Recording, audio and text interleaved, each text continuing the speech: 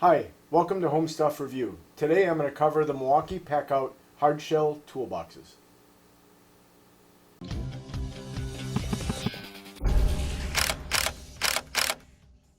There are three toolboxes that I'm going to be covering today. The first is the regular size toolbox, then they have a large toolbox, and the rolling extra large toolbox.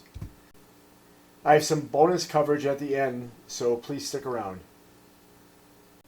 Please remember to like and subscribe. Leave comments down below if I don't cover anything you had a question about. Okay, let's start with the toolbox. This is the regular size toolbox. This is the 48-22-8424. It is 16 by 22 by 6.5 inches high. It has a 75-pound capacity and is IP65 rated. It has these metal reinforced corners that give it extra stability. Up front here it has a metal reinforced locking section. It has heavy duty latches.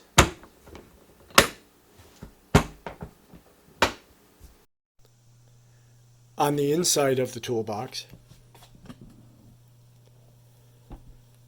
there's one large open area, but it also comes with 4 different types of organizers. It comes with this covered tray. It has several compartments inside the covered tray. It comes with a 3 divided bin. It comes with another bin that's just one large section, and a second 3 divider bin.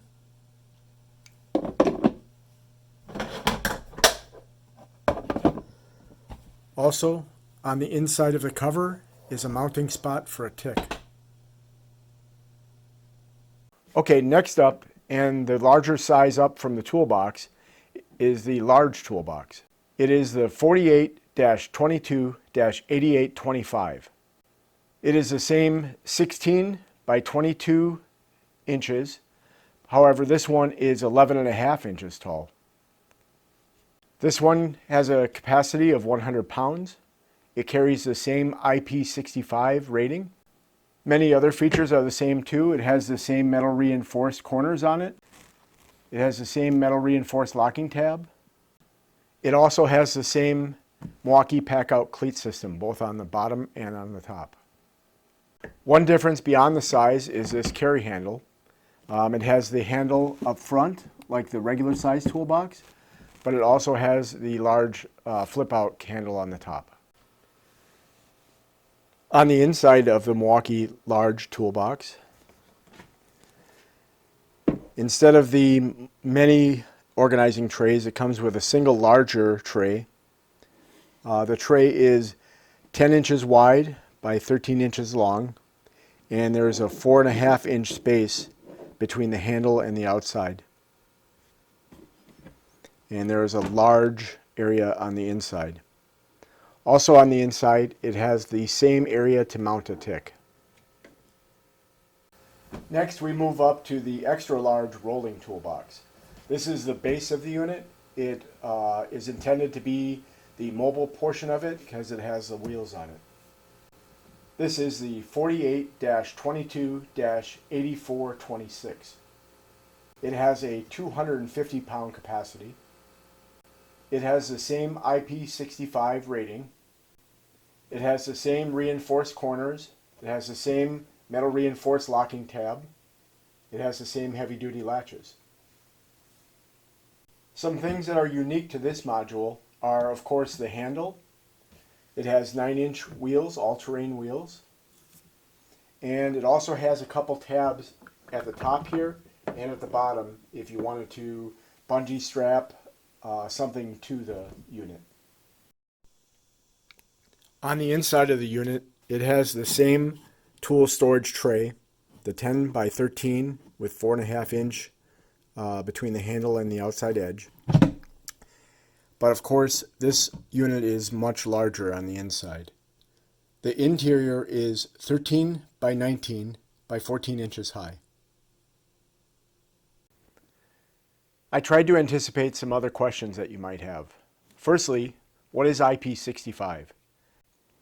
IP65 is a rating for how much particulate matter it can handle as well as liquids. So the 6 in the IP65 means that it can handle dust. So anything that you put inside the toolboxes will be protected from any dust that might be blowing around a job site or your home. The 5 in the number means it can handle water from a jet spray. Not a high-powered jet spray, but it certainly can handle anything from driving rain to if you wanted to hose it off with a garden hose. That's what that kind of rating means. Another question you may have is, can I get the trays separately? The answer to that is yes. You can get the trays that go in the regular size toolbox as well as the handled tray that goes inside the extra large and the large toolbox. One additional bonus piece of information is probably you can find these online, but if you happen to own a 3D printer, you can also 3D print little subdividers for any of the trays. So that's something that a lot of people are doing. One last question, what is a tick? You keep talking about it has a mounting area for a tick. Well, I assume that the name tick comes from the fact that it attaches on like a tick insect would. But a tick is a Bluetooth device. It's similar to if you've ever used Tile to keep track of your keys or your wallet. It's a Bluetooth device that you can attach to your phone, and it keeps track of the last known location of your equipment, your toolboxes. It also has a network so that if other people are running the Milwaukee app, that it can help to locate your toolboxes. What do I like about this system? Well, I really like the cleats. They have a lot of equipment in there. You may have seen I have another review on the Milwaukee backpack, but I can put both these hard shell toolboxes as well as I have a backpack that I can click on the top, and it all stays secure as I roll it. I really like the fact that it's heavy duty. I expect that this will last me a lifetime. Maybe if you're a tradesman, you know, this thing is going to take a little bit more abuse, but as a homeowner, I think this will last as long as you want it to. What don't I like so much about the system? Well, on the rolling base, I really don't like the fact that the toolbox is built into the rolling base. I really wish I had the option to just put the smaller toolboxes on there, a stack of smaller toolboxes, but I'm forced to use that gigantic toolbox, which isn't always what I want to bring with me. I think they also have a dolly system that is just a interlock with some wheels on it. That's great, but it's not too great for getting up and down stairs. What would have been really nice is if they had kind of a combination of that, where it had the wheeled system for going up and down stairs, but at the bottom, instead of having toolbox, it just had the interlocking base so you could put on whatever you wanted to. Another thing that I don't like so much, although I have found a way to work with it, is the fact that every box locks on top of the other. So if you are carrying a stack of boxes and there's a tool in the middle box that you want to get at, you have to take the boxes that are on top of it off to get at that toolbox. There are some little cheats. If it's closer to the top, you can unlatch the middle box and kind of open it all up. You know, depending on how heavy some of those toolboxes are, you could probably get away with that. Also, it might be said that you'll probably, you know, where you're actually working, you'll be taking those boxes off anyways, that you'll only have them attached for when you're actually moving them around. And if you stick around, I have a couple bonuses, but I have one idea, at least for the garage or wherever you're storing your tool set, of how you might manage some of this. Okay, let me talk to you about one of the bonus topics that I mentioned at the beginning of the video. Inside of here is a big open area. That may work out well if you have a lot of small individual tools that you want to keep in here. You may want to add some extra trays. But personally, I want to use these to store my portable power tools. So one thing to keep those from rolling around inside of here is to put a foam insert. There are companies that make a pre-cut foam insert to fit inside of these.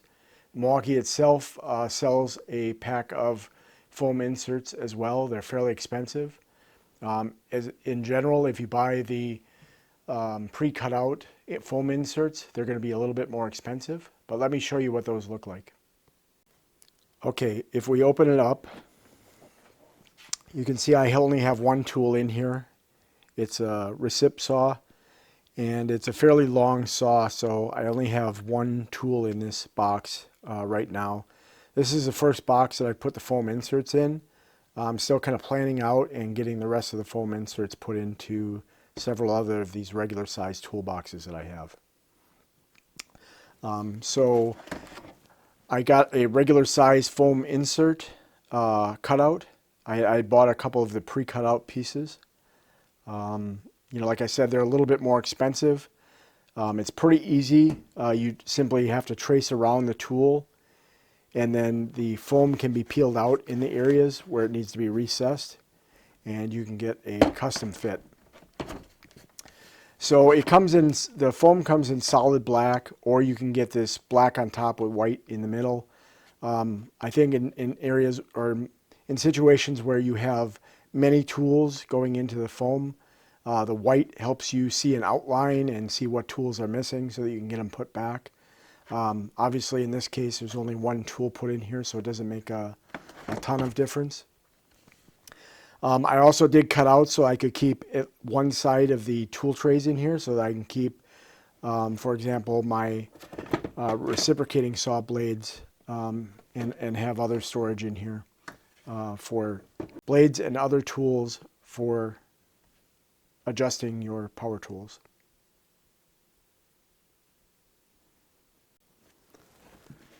So here is what a full-size sheet looks like. This is the way it comes to you. And then, like I said, you'll just trace out your tools, cut it out to the depth of the tool, and you can kind of get a 3D effect because you kind of cut out the first layer, which is the full size of the tool, and if there's some parts of it that extend out a little bit, you can cut out just that small piece and get a little bit deeper, so you kind of get a 3D mold of your tool, and it fits in there very nice. That way, if you grab it by this handle, your tools aren't flying all around as you move them around. Like I mentioned, these individual pre-cut sheets can be pretty expensive. They could be in the neighborhood of, anywhere from, let's say, 15 bucks. I know Milwaukee sells them for 25 bucks. It's unclear to me whether that's a 2-pack or a single pack. But anyways, they're fairly expensive when you buy them already cut out for the toolbox. So one other pro tip that I can give you is that if you have a rockler near you, you can buy a 2 by 4 foot sheet of this stuff, and you can get it for just a little over 20 bucks. You can also get it from Amazon. You might be able to find it at other spots where you can buy it online. The shipping might make it a little bit worse. So definitely if you have a rockler by you, that would be the way to go. Okay, here's one of the other bonuses that I promised you. You remember one of the things that I said I didn't like about the system was the fact that you had to unlatch all the boxes above it to get at a lower box? Well, that's still true when you have it attached to the rolling system. But inside the garage, what I did was I mounted some bookshelf brackets, and they just attach to the wall. You can see them right here. And they're mounted to studs right now, so they're 16 inches on center. I was able to get 4 of the regular toolboxes on there, and then on the ground I store the large toolbox, and then next to it I store the extra large, and of course the backpack. So let me show you. They just slide off of these bookshelf brackets, and then I can slide them back on. So that way I can take them off in any order that I need them. I don't have it on here yet, but I'll label these so I know which tools I need to take out. I guess one thing to add, if I had to do this over, like I said, I do have them mounted to studs. I think they need to be mounted to studs just because of the weight that's on the system right now. But if I had to do it over, there is a rail that you can mount at the top of the brackets, and then you can mount them at any distance you want. So you'd put that rail on the top into the studs, and then you'd probably put some extra wall anchors into the actual mounting brackets, and then you could space them the way you wanted to. But as it is right now, with the 16 inches on center, there is the studs at the bottom of these that attach to the Packout cleats, and they don't quite match up on the 16 inches on center. So I'd probably just space them out so they slide on there perfect. So as an extra special bonus, I wanted to show you my dogs again. You've already met my super mutt, Hank, and now you get to meet Reggie. He's my yellow Labrador Retriever. Thanks for watching this video. Please subscribe. It doesn't cost you anything and it helps us out. If you want to know when new videos come out, be sure to click the button with the bell icon for notifications. Take care, and we'll see you in the next episode.